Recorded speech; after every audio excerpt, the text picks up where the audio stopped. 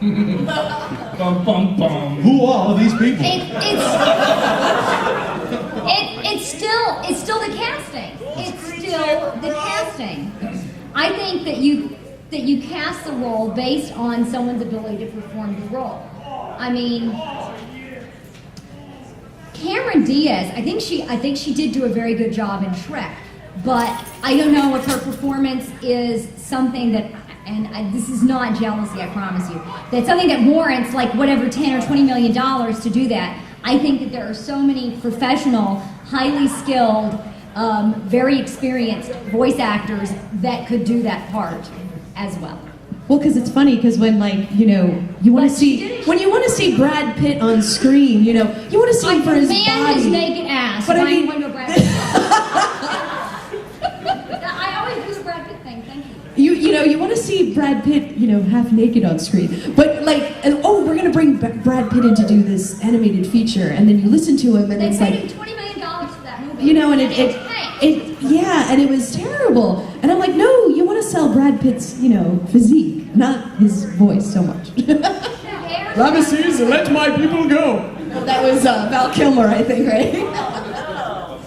That was a case of terrible casting. And, you know, another good one that I like to point out is Mel Gibson. Did anybody see Chicken Run? Sinbad. That was Sinbad, yeah, Sinbad. Chicken Run, okay. Mel Gibson in Chicken Run was fantastic. Mel Gibson in Pocahontas, no. But in Chicken Run, he was freaking awesome. But it's about the casting. It's just about the casting. Oh no, I think the thing I love about Mel in Pocahontas is that like he has musical numbers in there. It sounds like a bad Burl Ives impersonation. All of my life I have searched for a land for silver and gold. No, Chicken Run, I'm telling you. Well, no, he did a great job in Chicken Run. Absolutely. It's casting. It's casting. That's what I think about. That's what I think about movie stars. Yeah. That's what I think. You have a question? Wow. Oh my God, there's a question. Okay.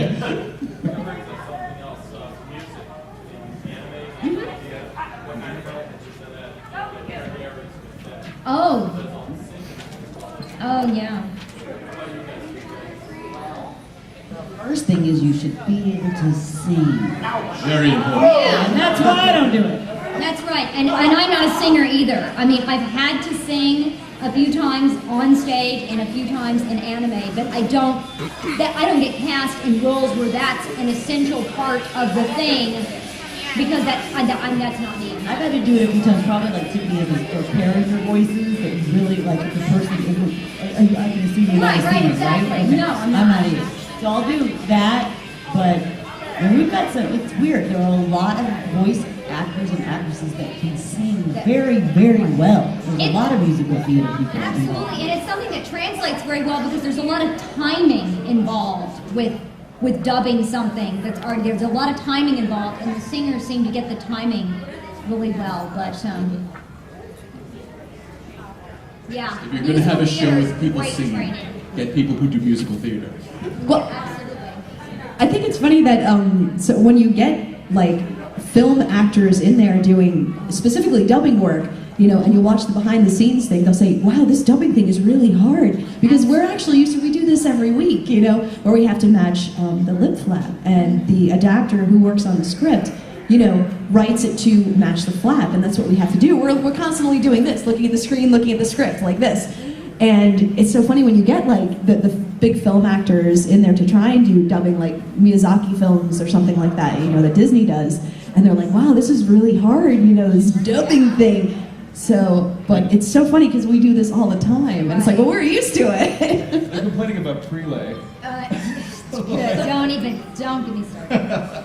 Well, not just the difficulty of it, but the thing about film, if you've really done a lot of film, and that's where your mindset is, if we can talk about that as a difference, is film, since film is visual and you're right up in that person's face, unlike stage, it's very subtle. Everything is very pulled in, everything is very understated, the entire performance is in your eyes, and People speak very, very softly in film usually. Most of the dialogue it's a lot softer than the way I'm talking right now. And so people that have that training and that mindset, and that's what they're used to, and they're trying to come in and dub an anime, it does not translate. You cannot be subtle. It's that in that way. Yeah, in that way, that's how it's much more related, I think, to stage acting, because stage acting is like it's a heightened sense of reality. And I'm not saying that if you go to see a stage play that the actors are going to be hamming it up necessarily, but you have to be a little bit broader, a little bit bigger, because your audience is back there. So everything's just a tiny bit larger than life on stage, and that aspect translates very well into anime, whereas film does not. And in film, you have to be aware of so many things, like what's going on with your face. Are my eyebrows moving? Am I blinking too much? Keeping your head still, all that kind of thing. So you're thinking about your physicality so much and where your placement is and everything. And for me, that messes with my head. And in voice acting, you could go in and wear pajamas. Pajamas, which make very little sense. I've worn like ball caps before. I'm like, yeah, I couldn't do my hair today, sorry.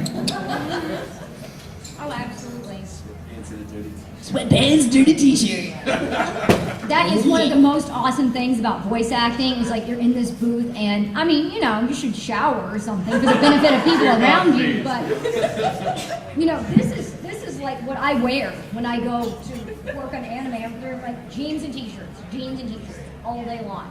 And also to smell for the next actor to come in, right? Right. Anyway, this person had a question.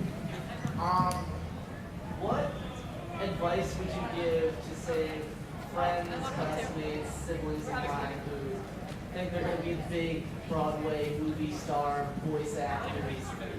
Like, maybe you could reinforce somewhat, like what my mentors have said to them or what I've said to them, just because I've dabbled a little bit in the technical field, a little bit of that. Well, What did they say? Well, I guess we can just... You'll never make it in this industry, Timmy! One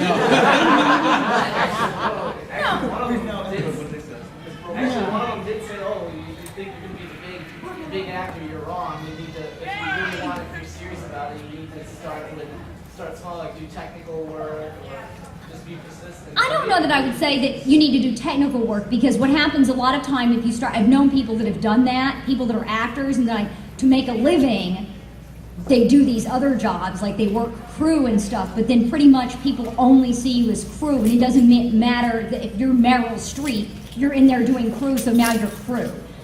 I think that it's something that either you must do it or you should do something else. I can't tell anyone that's what they should or shouldn't do, because you already know it, because you have to do it. I can't see acting as a hobby. I know some people do that as a hobby, but I can't, it's impossible for me to perceive it that way. I cannot perceive acting as a hobby. To me, that is my career. Every time I go and see my optometrist, she asks me if I'm still doing that, as if like when she goes places, do people say, "Are you still an eye doctor?" I mean, it just seems like such a bizarre question to me. Same thing, like, so are you still doing that anime thing? Are you still doing that? I'm like, yeah, I am. I think it's a weird question too. Yeah. This week I'm trying for brain surgery. Yeah. I'm a big fan of brain surgery, so I thought I'd try it.